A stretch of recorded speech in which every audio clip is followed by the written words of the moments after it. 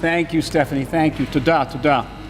And I'm indeed honored to be once again with Yeshiva University to incoming President, Rabbi Dr. Berman, outgoing President, Richel M. Joel, Rabbanim Mechubadim, distinguished faculty, cherished alumni, both here in Israel and throughout the world, from Jerusalem, our undivided and eternal capital.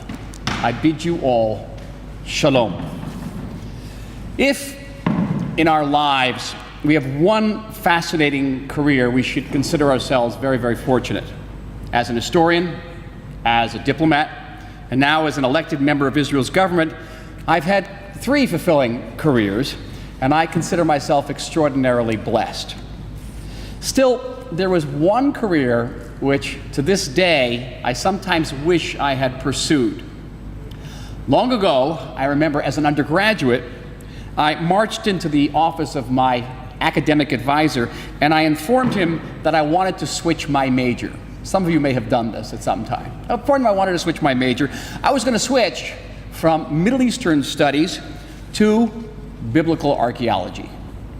Now, the thought that I could dig beneath the surface of the state of Israel and deeply connect with the land of Israel riveted me, or so I explained to my advisor. There, only a few yards down, lay my people's past. And by uncovering that past, I could illuminate our people's future. But my advisor really just frowned at me.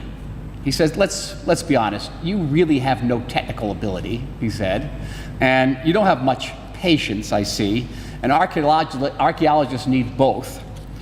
If you want my advice, he said, stick to Middle Eastern studies. Yet to this day, and again, I know many of you share this passion, I yearn to read about the new archaeological discoveries in Israel, a late Roman synagogue uncovered, a 1st century mosaic, a hoard of Hashmonean coins. But the greatest thrill and the deepest gratification comes with the discovery from biblical times, a revelation that confirms our people's foundational story. One such unearthing occurred recently in the city of David Dig. Archaeologists there found a number of imperial seals bearing names of Jewish officials from the First Temple period. Some of them are even known to us from the Tanakh. But more astonishing still, and meaningful for us as Jews today, was the names not of Judean officials, but those of refugees from the kingdom of Israel. Now that kingdom, you'll recall, and the 10 tribes it encompassed, broke away from Judah after the death of King Solomon, and was often in a tense and often even hostile relationship with its southern neighbor. Then, in the year 732 BCE, the Assyrians destroyed the kingdom, scattering its inhabitants and giving birth to one of the great questions that has plagued biblical scholars ever since. Whatever happened to those lost 10 tribes? Now, at least partially, we know. They were given shelter by their fellow Jews in Judah. Some of them, it seems, even became high-ranking officials in Jerusalem. More than 2.5 millennia ago, the excavation proved Jews were responsible for one another. Kol Yisrael, Aravim ze leze. It is more than just a logo. It is the core idea of Jewish peoplehood. Jewish faith, Jewish tradition, halakha, are all predicated on it. Before Sinai, there was a people, Am Yisrael, whose freedom Moses demanded of Pharaoh. For receiving the law required us not only to be a people, but to be a free people, and a people promised freedom in our own land. The idea was best explained to me not by a rabbi, nor even by a Jew, but by a Native American chief, a 6-foot-tall evangelical whom I met once at a pro-Israel rally. It was during my time as ambassador in Washington, and there was much talk in Washington against tribalism, as it was called. Somehow tribes and loyalty to tribes was being portrayed as the root of international conflicts. I listened to these attacks and I thought, well, what does this mean for my tribe, the Jewish tribe? Are we responsible for warfare and bloodshed in the world as a tribe? So that was the question I posed to this impressive Native American chief. What's wrong with tribes? They just don't get it, he laughed at me. Without the tribe, there can be no morality. There can be no commandments, no lasting belief. The tribe is the vehicle for all that. The tribe is the messenger, without who there can be no message. Our message was carried out from Zion to the world, and today it informs the faith of more than half of humanity. And yet that message would not have been received if the messenger, the Jewish people, were not preserved. But we were, frequently in the face of incalculable dangers and sufferings. As a student, I spent years reading fragments from the Cairo Geniza and learned how, during the darkest of ages, Jews maintained their peoplehood. I saw how a Jew in the 8th century could travel from North Africa, make a stopover in France, and end up in India, and always be welcomed by other Jews. I saw how Jews fleeing persecution in Muslim and Christian worlds were always taken in by their more fortunate brethren. And I read how Jewish communities on opposite sides of the globe would redeem one another's captives and pay for one another's anti-Semitic taxes. But as a student, I also read Josephus and Chazal and learned how the opposite of Kol Yisrael Aravim Ze Lezeh, Sinat Chinam, nearly ended Jewish peoplehood, and with it, the Jewish faith.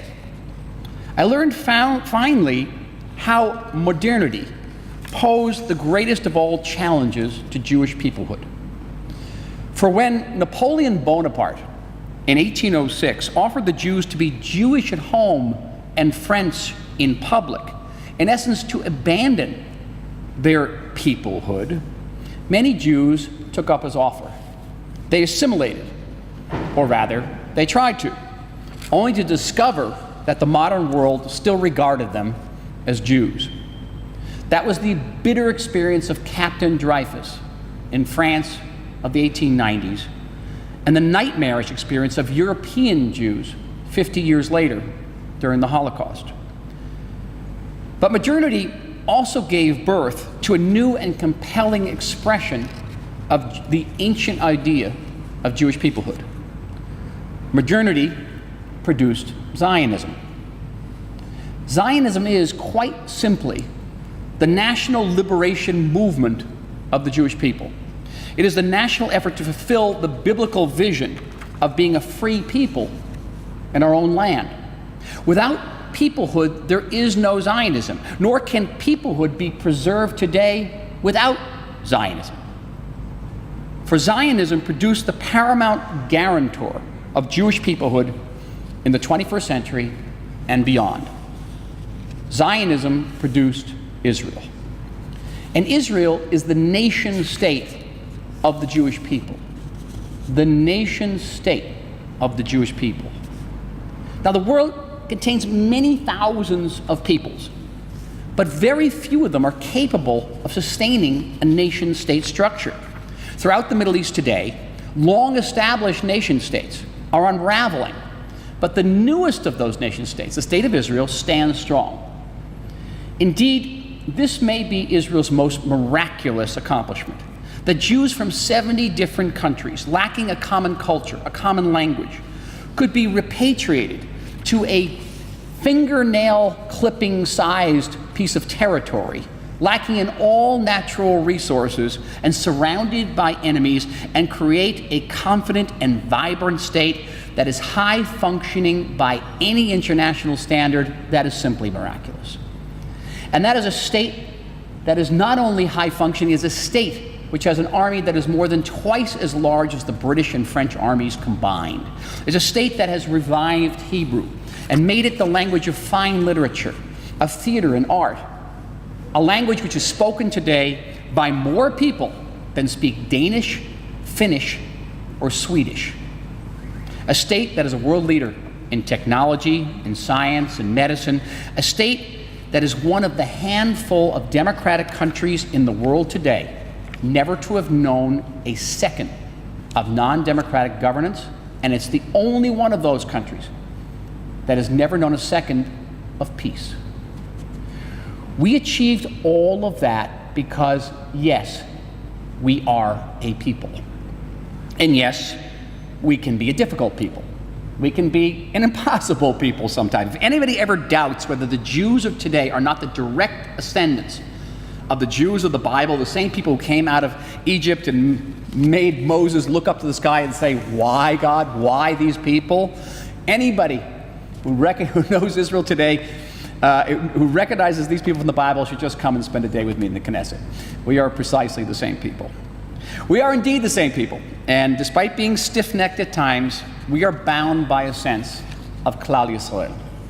That is a source of our resilience and our creativity, of our ability not only to survive, but to thrive in the face of relentless adversity.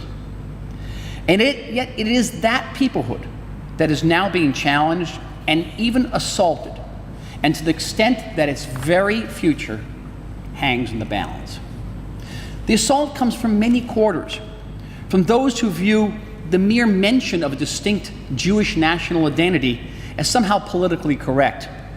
As ambassador, I remember I was preparing to address a rather extremely liberal congregation and being warned by the rabbi before I got up to the dais, we warned the rabbi not to mention peoplehood, because some people in the congregation might have found it offensive.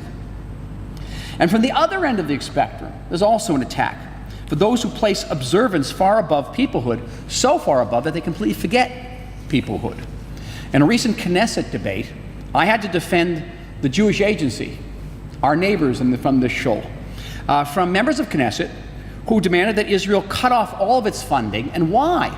Because the Jewish Agency strengthens Jewish communities around the world. Some of those communities are liberal Jewish communities, and these MKs opposed any Israeli money going to supporting liberal Jewish communities abroad. And those communities are, of course, an integral part of the Jewish people. And then comes the newest and perhaps most perilous challenge to Jewish people we've known. It's the controversy over the Kotel. For more than 2 years during my tenure in Washington, I negotiated with liberal American Jewish leaders in an effort to resolve that conflict and ward off a potentially worse one. The solution was fittingly Solomonic: divide the Kotel between its traditional northern area, which we call the Kotel, which will remain under Orthodox supervision, and the southern archaeological span known as Robinson's Arch. That would serve as a respectable space for egalitarian prayer. At first, the liberal rabbis objected to the idea. They claimed that the plan relegated them to a status of sort of second-class Jews. But ultimately, in order to avoid an unbridgeable schism in the Jewish world, they agreed. To my great relief, the Israeli government approved the plan and prepared to implement it, which is when ultra-Orthodox factions rose in opposition and even threatened to bring the government down. Now, the government subsequently froze the agreement, triggering a crisis in diaspora-Israeli relations, which goes on to this day, and transforming our holiest site from a source of unity into a crucible for division. Now, my mother, when she worked, was a family therapist, and she was always fond of telling me that the presenting problem in therapy is often not the problem. And I want to tell you that the presenting problem of the Kotel is not the problem. The problem is simply whether Israel is or is not the nation state of the Jewish people everywhere, regardless of how they practice their faith. And if we are not the nation state of the Jewish people everywhere, is Israel merely the state of all of its citizens? That, by the way, is the state that the Palestinians want. The Palestinians who deny that a Jewish people ever even existed. They want a nation state of all of its citizens. By not implementing the Kotel Compromise, and I speak for myself here, I believe that Israel must implement that agreement, we have given rise to the profoundest of all problems. That is the problem of who are we? Who are we? That is the problem which this remarkable university and its dynamic new president, you, President Berman, are uniquely prepared to address. You, with your ironclad ties to Jewish faith, learning, and tradition, you with your living yet inseparable bonds to the State of Israel, and you with your experience in American tolerance, that is your mission, your shlichut, your zchut, to preserve Jewish peoplehood today and for generations to come. The Mishnah tells us that the happy man is the one who is satisfied with his lot. As someone who has written history, and I hope have contributed to it in some small measure, I am satisfied indeed, even though, alas, I did not become an archaeologist. But what is true of individuals holds also for nations. Happy is the people which emerges from 2,000 years of exile, expulsions, and mass murder to achieve freedom in our own land. Happy is the people which, despite our often bitter differences, remains grateful for the blessings of living at this moment in Jewish history. A moment when there is not just one, but two centers of flourishing Jewish life in Israel and in America, and the two of our countries bound by an historic alliance. Happy is the people girded by institutions such as Yeshiva University and guided by inspired leaders such as President Berman.